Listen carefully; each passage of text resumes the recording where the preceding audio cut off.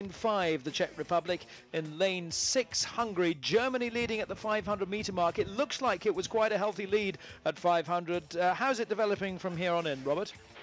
You're absolutely right, Rob. We're 700 metres in, and Germany leading by half a length ahead of France, who in turn have a length over third place Czech Republic.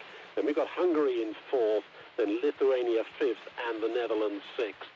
7:50 gone, and the Germans Kai Fuhrmann and Dennis Schittel from the in the stroke seat. Schittel, who was a junior world champion in the German quad last year, and he'll be looking to repeat that, a second successive junior title. Very uncommon at this class of racing, but leading the way home for the German double, half a length ahead of the French Boucheron and Cormaret.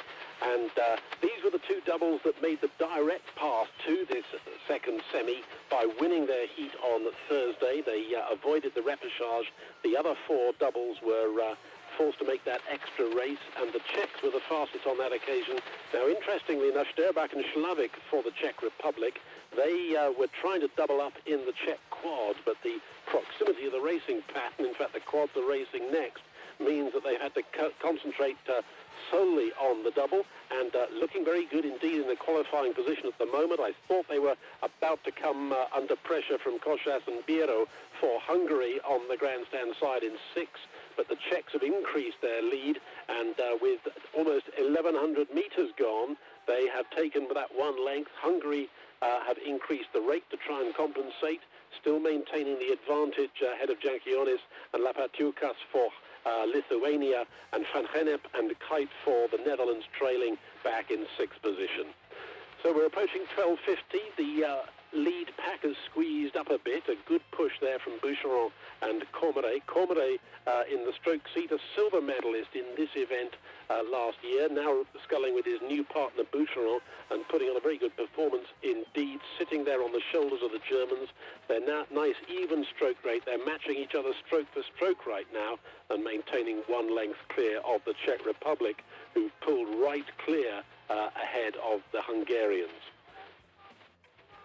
Almost 1,400 metres gone, the position's unchanged. The other thing about Sterbach and Slavik I should mention is that although they were doubling up in the quad, it was the quad they competed in last year, where they finished 13th place overall, so they're going to improve on that position considerably. A year older means a lot more experience, a lot more proficiency, and that's certainly the show that they're putting on at the moment, because with 500 metres remaining, they're sitting nicely in that third qualifying position for the A final.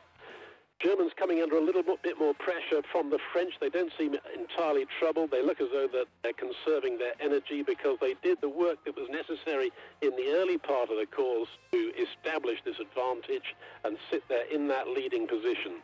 Don't forget that in FISA regattas, subsequent rounds after the opening heats, it means that the fastest qualifiers from the previous round occupy the centre lanes 3 and 4, barring the possibility of any adverse conditions.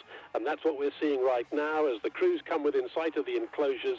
300 metres remaining. It is the lanes 3 and 4 that are leading the way home in a nice echelon style here, as Germany continues that marginal lead ahead of France. Still the Czech Republic desperately trying to regain the overlap on the stern end of the French boat, and they're really going for it now. Sterbach and Slavik have increased the rate, increased the pressure, but a really good push from the Lithuanians, who've come right through into 4th position, but very little time to make up the length and a quarter they need to make on the Czech Republic. The Czechs have seen them coming, and they too increase the rate as Germany and France move away. So the Czechs are under a little bit of pressure, a little glance across from the Czech boat, 3 lanes to their right. They see the others closing, the Czechs at 37. The Lithuanians whip it up to a similar rate. We're within the last 100 metres of the second semi of the junior men's doubles, and it's Germany leading the way across the line. They qualify for the A final together with France and the Czech Republic. Robert, thank you very much indeed. So Germany, France, the Czech Republic, 1st, 2nd and 3rd, through to the A final to join Slovenia, Switzerland and Great Britain.